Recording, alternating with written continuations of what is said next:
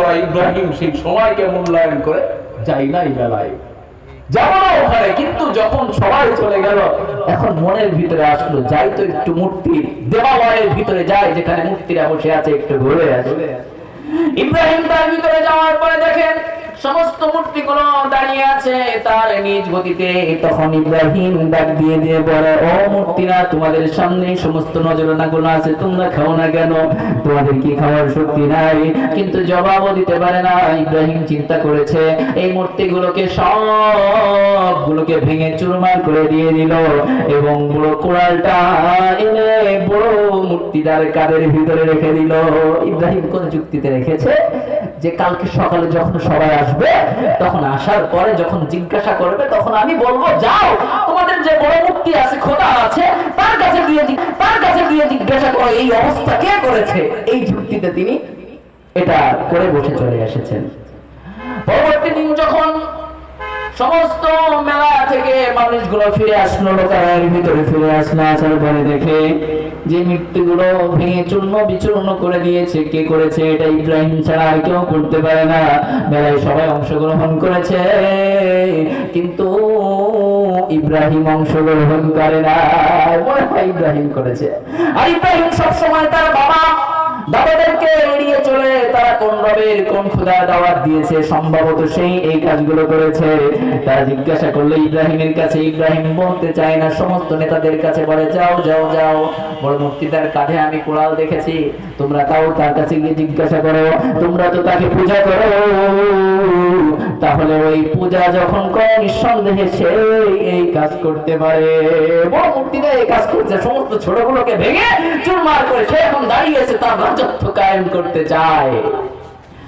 কিন্তু ওই মক্কার তখনকার সময়ে বাবেলের ওই সমস্ত জনপদের বাসীরা ইব্রাহিমের কথা মানতে চায় না। তারা সোজা গিয়ে নমরুদের কাছে অভিযোগ দায়ের করেছে, অভিযোগ দিয়ে দিয়েছে, আমাদের ইব্রাহিম সে আমাদের মূর্তিগুলোকেও বিশ্বাস করে না, আপনাকেও খোদা হিসাবে মানতে চায় না, বরং সে নিজেই কোন এক আল্লাহর দিকে, কোন এক প্রভুর দিকে সে দাওয়াত দেয়।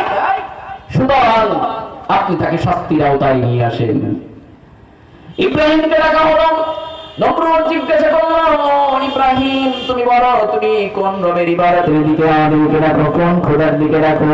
তখন ইব্রাহিম বলল, রব্বি আল্লাযী ইউহয়ী ওয়া ইউমীত, আমি এমন রবের দিকে ডাকি যে রব মানুষদেরকে জীবন দান করে আবার মৃত্যু দান করে।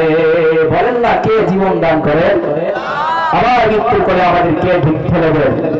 এই জন্য আমাদের জন্ম আল্লাহর কাছে, মৃত্যু আল্লাহর কাছে। এই জন্য আল্লাহ পাক রব্বুল আলামিন আপনাকে আমাকে বলেছেন, যে জন্ম আমি তোমাকে দান করেছি, যে মৃত্যু আমি তোমাকে দান করেছি, ওরা একমাত্র আমার জন্য হবে। আমি দুনিয়াতে এসেছি কার জন্য বলেন? আমার আল্লাহর কাছে ফিরে যাব। কার জন্য হবে আপনার আমার ফিরে যাওয়া? এই জন্য আল্লাহ পাক রব্বুল আলামিন বলেন, কুল ইন্না সালাতি ওয়া নুসুকি ওয়া মাহইয়ায়া ওয়া মামাতি লিল্লাহি রাব্বিল আলামিন। হে নবী, মানুষদেরকে জানিয়ে দেন তাদের নামাজ, তাদের মৃত্যু, তাদের জীবন সবকিছু একমাত্র কার জন্য? আল্লাহর জন্য। এই জন্য আল্লাহ তাআলা আপনাকে আমাকে ডাক দিয়ে সূরা মুলকের মধ্যে বলেন, আল্লাযী খালাকাল মাউতা ওয়াল হায়াতা লিয়াবলুয়াকুম আইয়ুকুম আহসানু আমালা। আল্লাহ তাআলা তোমাদের জান, জীবন এবং তোমাদের জন্মদান করেছেন, আবার তোমাদেরকে মৃত্যুর করে নিয়ে যান। আল্লাহ তাআলা দেখতে চান এই উম্মতের মধ্য থেকে কারা সুন্দর আমল করে নিয়ে যেতে পারে।